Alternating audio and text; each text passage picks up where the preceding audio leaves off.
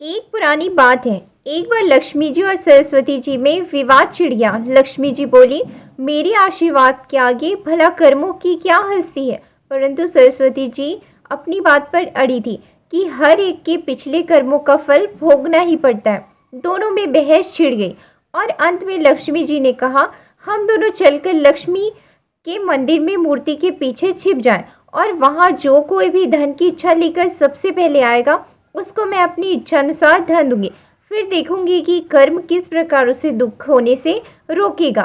सरस्वती जी ने कहा, ठीक है, और आपको एक नहीं 3 मौके मिलेंगे। माँ लक्ष्मी और माँ सरस्वती दोनों मंदिर में जाकर लक्ष्मी मूर्ति के पीछे छिप गए। मंदिर के पास ही एक खूबसूरत सा गांव था। इसमें बलराम नामक एक लकड़हारा अत्यंत गरीबी में अपने दिन काट रहा था। उसकी पत्नी का नाम सुमित्रा था। उसके एक पुत्र और एक पुत्री भी थी। वह प्रतिदिन लकड़ी काटता अथवा पड़ोसियों का काम करके अपना पेट पालता था। परंतु 3 रोज से लगातार वर्षा हो रही थी, जिसके कारण वह घर से काम के लिए ना जा सका तथा घर में अन्न का एक दाना भी ना ला सका। बालक भूख से व्याकुल थे और माता पिता विवश थे। दिन निकलते ही वर्षा रुकी और सुमित्रा ने बलराम को काम की खोज में भेजा। बलराम ने वन में लकड़ी काटी और फूल जमा किए। फिर कुछ फूल लेकर वह लक्ष्मी जी के मंदिर की ओर चला गया। बलराम अत्यंत भाग्यवान था, क्योंकि वह पहला मनुष्य था जो कि उस मंदिर में सबसे पहले पहुंचा जहां दोनों देवियां छिपी बैठी थीं।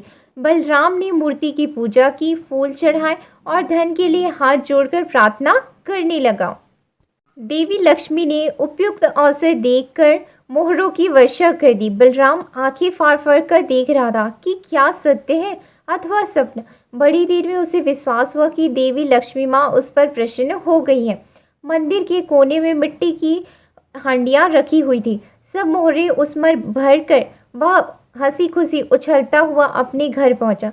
बाहर से ही उसने पत्नी को आवाज़ें देनी शुरू की, देखो सुमित्रा, मैं क्या लाया हूँ। परंतु वह अपनी किसी पड़ोसी से आटा उधार मांगने गई हुई थी। वह उसे ढूंढने को बाहर चल दिया।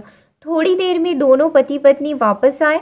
बलराम तो खुशी से सब कुछ बता रहा था, परंतु सुमित्रा उस पर विश्वास नहीं कर रही थी। घर में आकर दोनों ने देखा कि हंडिया पूरी खाली है, उसमें एक भी असरफी नहीं थी। बलराम कटे पेड़ की भांति गिर पड़ा और सुमित्रा उसे गालियां सुनाने लगी। अब वह बोलता भी क्या, चुप पड़ा रहा। अगले दिन प्रातःकाल फिर देवी के मंदिर पहुंचा। लक्ष्मी सोच रही थी कि बलराम अब धनी हो गया, अतएव बहुत सारी सामग्री लाकर पूजा करेगा, परंतु बलराम रो रो कर सारी कथा सुनाने लगा।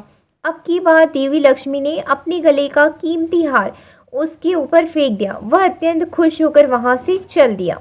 रास्ते में उसे ध्यान आया कि कल उसने धन मिलने पर निर्मल जल में स्नान करके पूजा नहीं की थी, शायद इसलिए उसका कल वाला धन खो गया। यह सोचते ही वह सरोवर पर जा पहुंचा और हार को कुर्ते की जेब में भली भांति बांधकर कपड़े जल के किनारे रख दिए और नहाने को घुस गया। जब वह सूर्य की ओर मुंह करके उसे जल दे रहा था, कपड़ों की ओर उसकी कमर थी। हार जरा सा जेब में से चमक रहा था। मछली उसे कोई खाद्य वस्तु समझकर चट से निकल गई। इधर बलराम स्नान से निवृत्त होकर आया तो हार को गायब देखकर रोने लगा। सब जगह उसने हार ढूंढा, पर वहाँ हार कहाँ। घर पहुंचकर उसने रोते रोते अपनी पत्नी को सब हाल सुनाए, परंतु उसने विश्वास करने की बजाय और उसे 4 बातें सुना दी। अगले दिन बलराम फिर देवी माँ के मंदिर देर से पहुंचा। तब तक सरस्वती माँ लक्ष्मी माँ से कह रही थी, देखो आज बलराम नहीं आएगा, अब वह अमीर हो गया, उसमें अब थोड़ा घमंड आ गया, वह तुम्हारी पूजा कहाँ करेगा। परंतु कुछ ही क्षण पश्चात बलराम रोता हुआ आ पहुंचा और आकर सब हाल सुनाने लगा। देवी लक्ष्मी देवी सरस्वती से कहने लगी, यह मनुष्य बड़ा मूर्ख मालूम होता है। सरस्वती माँ बोली, मूर्ख नहीं है, इसके बुरे कर्मों का चक्र है, अभी समाप्त नहीं हुआ है। लक्ष्मी जी चिढ़कर बोली, फिर वही कर्म चक्र। अच्छा, अब की बार इसको बड़ा कीमती एक छोटा सा पत्थर दूंगी, देखो इसे कौन लेता है। ऐसा कहकर उन्होंने एक छोटा सा मूल्यवान पत्थर उसके आगे फेंक दिया। बलराम ने उसे तुरंत उठा लिया और आंखें फाड़ फाड़ कर देखने लगा। जब वह उसे मुट्ठी में बंद करके घर आया उसे सुमित्रा के पास पहुंचने की जल्दी थी। आधे रास्ते आकर वह मुट्ठी खोलकर देखने लगा कि कहीं अमूल्य पत्थर हाथ से गायब तो नहीं हो गया। पत्थर लाल लाल चमकते देखकर एक चील उसे खाने की वस्तु समझकर उस पे एक झपट्टा मारकर उसे छीनकर ले गया। अब तो बलराम सर पीटकर रोने लगा। उसे घर जाकर अपनी पत्नी को कुछ न बताया और चुप जाकर लेट गया। उसे ऐसा लेटा देखकर सुमित्रा का हृदय भर गया तथा वह उसे खोए हुए धन के लिए सांत्वना देने लगी। अगले दिन वह मंदिर न जाकर मजदूरी करने को चला गया, क्योंकि सुमित्रा को ऐसी ही इच्छा थी। उधर मंदिर में देवी लक्ष्मी कहने लगी, अब बलराम जरूर लखपति हो गया होगा, भला वह अब क्यों आएगा। परंतु सरस्वती बोली, नहीं बहन, ऐसा नहीं हुआ। वह अभी उतना ही गरीब है और शाम को उसके बुरे कर्मों का प्रभाव समाप्त होगा। वह अवश्य ही लखपति बनेगा। शाम को बलराम को 8 आने मिले। उसने वह आटा, नमक, तेल तथा मछली आदि खरीदकर घर चला गया। उसकी पत्नी तथा बच्चे यह सब देखकर अत्यंत प्रसन्न हुए। पत्नी ने घर में जाकर भोजन की तैयारी शुरू की और वह कुल्हाड़ी लेकर लकड़ी लेने चला गया। भाग्यवश यह उसी कीकर की डालों को काटने लगा जिसमें उस चील का घोंसला था। वह मूल्यवान पत्थर उसमें रखा था।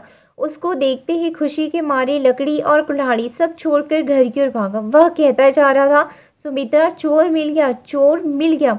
उधर सुमित्रा ने जब मछली काटी तो उसके पेट में से वह हार निकल पड़ा। वह उसे दिखाने को बाहर लेकर भागी। वह भी कहती जा रही थी, चोर मिल गया, चोर मिल गया। यह शोर सुनकर पड़ोसी की बुढ़िया घबरा गई, क्योंकि उसी ने पहले दिन वह मोहरा से भरी हांडियां चुराई थी। वह समझी शायद उसी की चोरी पकड़ी गई और उसी के घर वह उसे पकड़ने आ रहे। वह चुपके से उस हांडिया को उसी कोने में रख आई। घर आकर दोनों चकित रह गए, क्योंकि उनकी तीनों चीजें मिल चुकी थी। अब वह लखपति क्या करोड़पति बन गए थे तथा सुखपूर्वक जीवन बिताने लगे। ही गाइस, इस कहानी से हमको ये शिक्षा मिलती है, कर्म जो चक्र होता है वो हमेशा साथ होता है। जैसा कर्म करते हैं उसके अनुसार हमको फल मिलते जाता है। इसलिए कर्म करते रहिए, फल की इच्छा मत करिए और अच्छे कर्म करिए। हे गाइस, अगर वीडियो अच्छा लगा हो तो लाइक करना मत भूलिएगा और ऐसे ही वीडियो के लिए like, subscribe and share. Thank you.